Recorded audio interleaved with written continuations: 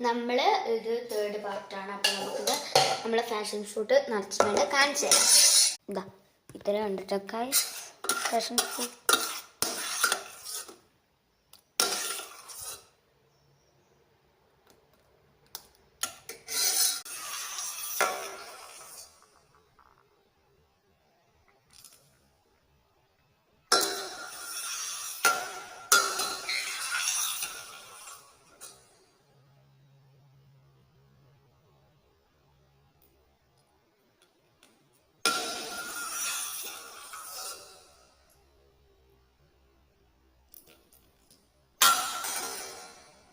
നമ്മൾ ഇത് പുളിയാണോ അത് മധുരാണോ നമ്മൾ ആദ്യം നോക്കും.